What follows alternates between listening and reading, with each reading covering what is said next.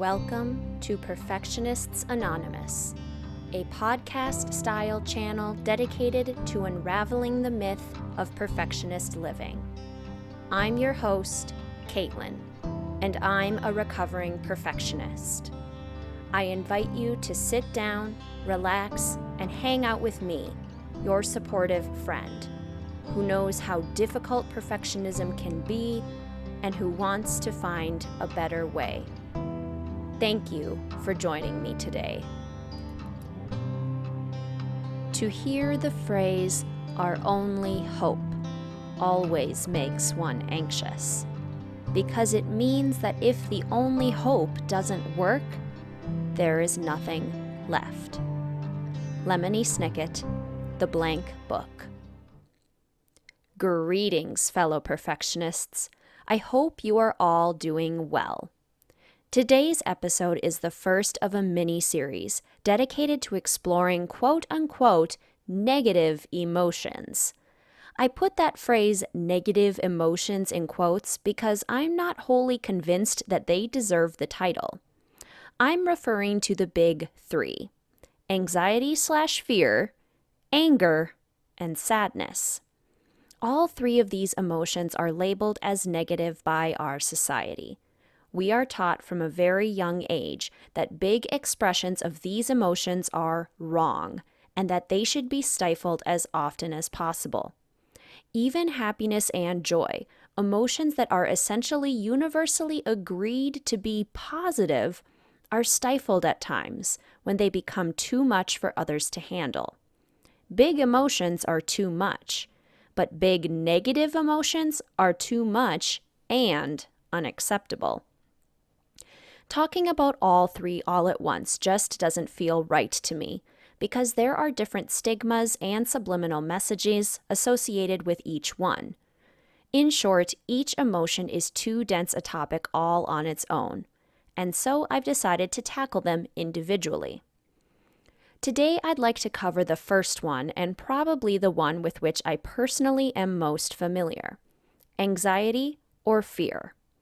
I will be using the two words interchangeably throughout this episode, but there are, of course, nuances to each of these emotions. Anxiety is more often associated with the idea of feeling nervous or worried. It's typically used to describe a less intense reaction as opposed to fear, which is more often associated with feeling terror or feeling scared. The biological reactions that our bodies have to each of these emotions, anxiety or fear, are roughly the same, though perhaps at different intensity levels at different times.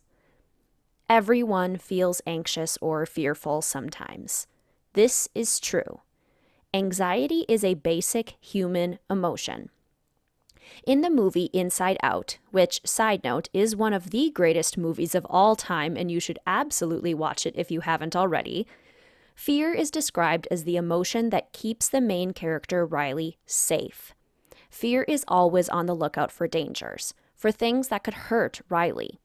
Fear is what keeps us vigilant, what keeps us alive, and what inhibits behaviors that are considered unsafe. Fear is a crucial human emotion. Without it, the survival of our species would be at grave risk, because fear is what keeps us on our toes and constantly evaluating threats to our lives and threats to those that we care about. Additionally, there is a difference between normal and adaptive levels of fear and anxiety and intense levels of fear and anxiety that start to interfere with a person's ability to live their life. In the introductory episode of this podcast, I mentioned that I struggle with generalized anxiety disorder with panic attacks. An anxiety disorder is different from everyday levels of anxiety. A person with an anxiety disorder experiences heightened levels of anxiety, increased sensitivity to situations that may provoke anxiety, and an impacted ability to reduce anxiety and cope in order to go about one's daily life. Generalized anxiety disorder means that you experience this in broad strokes across life, in multiple scenarios. There are other kinds of specific anxiety disorders, and there are also phobias. Again, These diagnoses are different from average everyday anxiety. If you believe that you struggle with anxiety at elevated levels and with more frequency or intensity than feels good to you, I strongly recommend speaking to your doctor about your mental health and possible options to support you. And while discussion of anxiety disorders is incredibly important, that's not really what today's episode is about, because you don't have to have an anxiety disorder to experience worry, fear, and doubt. Instead, I want to talk about how perfectionistic thinking patterns and anxiety go hand in hand. One of you lovely listeners mentioned this in a recent comment. Sometimes it's hard to tell where the anxiety begins and the perfectionism ends. What came first, the chicken or the egg, the anxiety or the perfectionism? And again, clinical anxiety disorders are different and not what I am discussing here. So let's talk about it. Why are perfectionism and feelings of anxiety so closely linked? Well, really, how could they not be? At their roots, perfectionistic thinking patterns are grounded in feelings of fear and anxiety. We've talked about several of these patterns in previous episodes. For example, if you engage in the perfectionistic thought pattern of black and white thinking, then any little mistake you make is completely unacceptable and catastrophic. That idea is terrifying. Similarly, if you have a lot of perfectionistic ideals when it comes to what you think your body should look like, then the mere idea of eating luscious foods is anxiety-inducing because of what you worry they will do to your body. As another example, if you have a belief that being the perfect employee means always being on time and never procrastinating your work, then you will live in near constant terror of those days when you're tired, your brain needs to rest, and you can't work as efficiently as you'd prefer. Perfectionistic thought patterns are not the only things that cause feelings of anxiety and fear. Normal, everyday things can do this all the time. A sudden loud noise, when you turn a corner and almost crash into someone, misplacing something important like your phone and being unable to find it, seeing a house fire in your neighborhood, going on a hike and seeing a bear in the distance, watching your kid trip and wipe out on the sidewalk. All of these things can happen and trigger in your brain that fight, flight, freeze response that is so closely associated with anxiety and fear.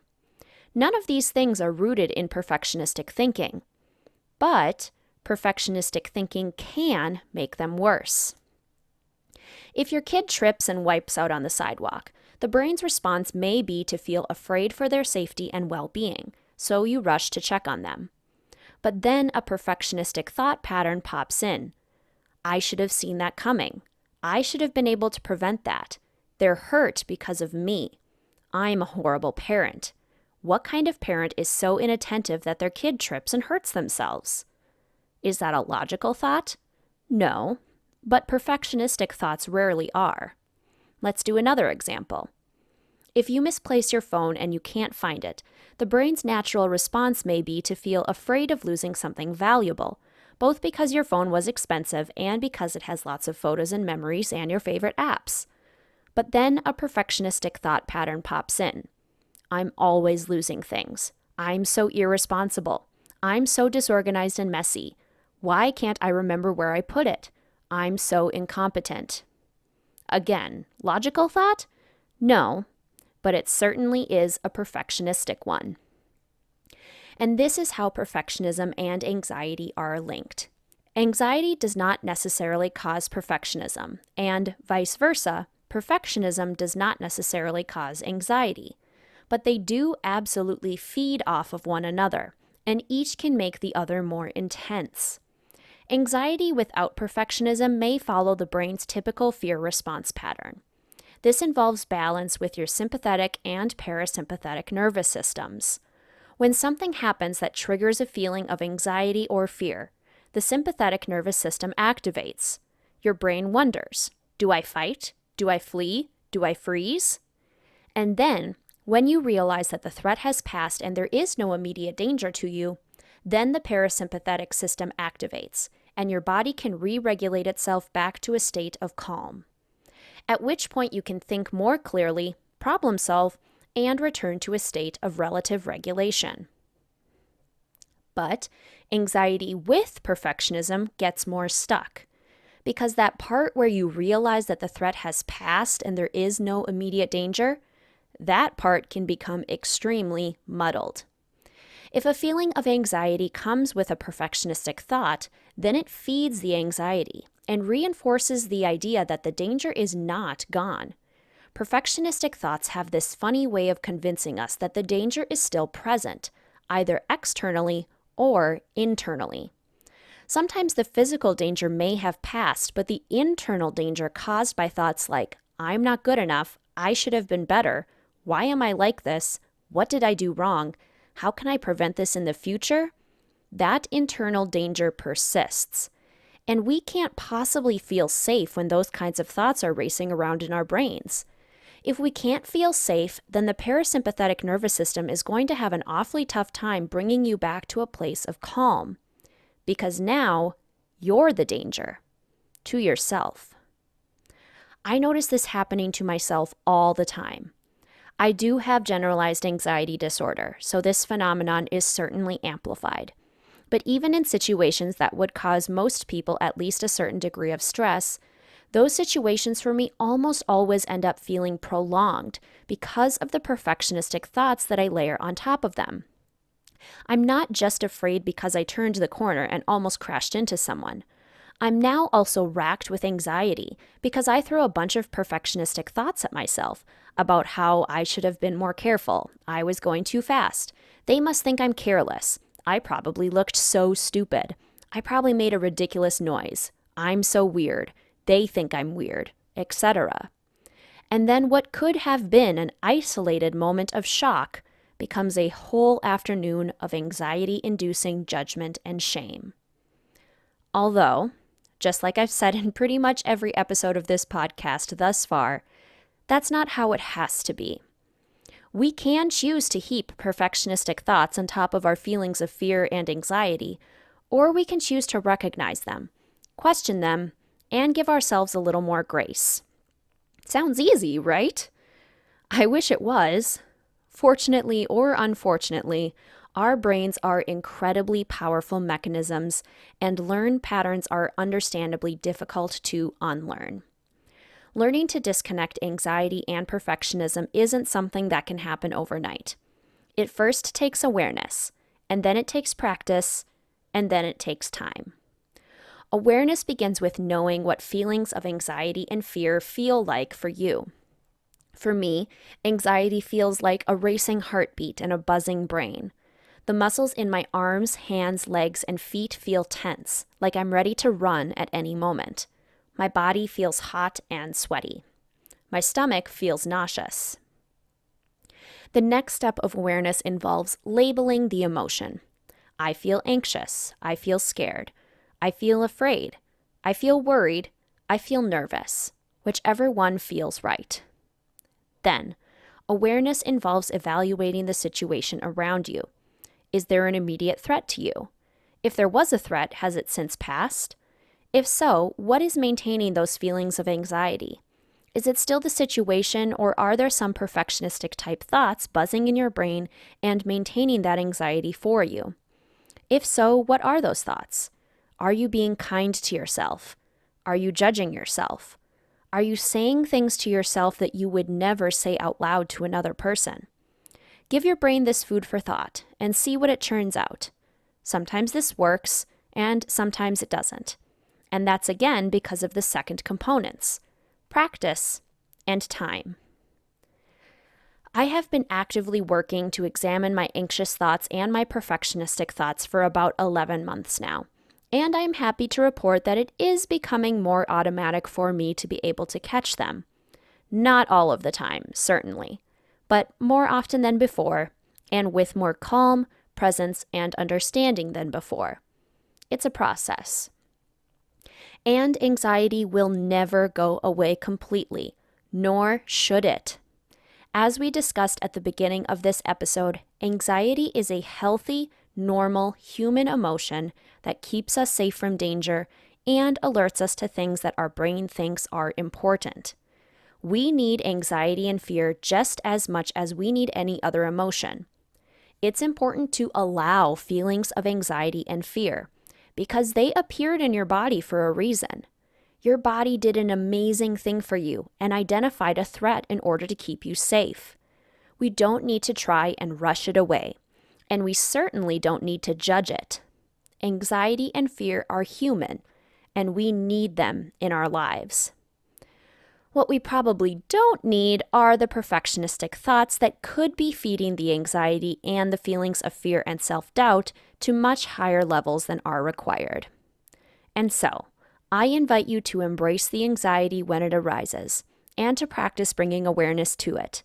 There's usually much more to the story of emotions than we initially think, and part of that story may be those perfectionistic thoughts. We're already doing the proactive work of questioning those perfectionistic thoughts beforehand. And while confronting them in moments of heightened fear is much more complicated, everything is a practice. And practice doesn't make perfect, but it does allow for deepened understanding. I opened today's episode with a quote attributed to Lemony Snicket, author of the series of Unfortunate Events books. To hear the phrase, "our only hope," always makes one anxious, because it means that if the only hope doesn't work, there is nothing left. I think this so perfectly illustrates the connection between perfectionism and anxiety. Perfectionistic thinking is catastrophic, one and done, no second chances, no other options, only one hope. And that kind of thinking is a breeding ground for anxiety. The two feed off of one another so strongly, and while anxiety itself is healthy and normal, the heaps of perfectionistic thoughts typically are not.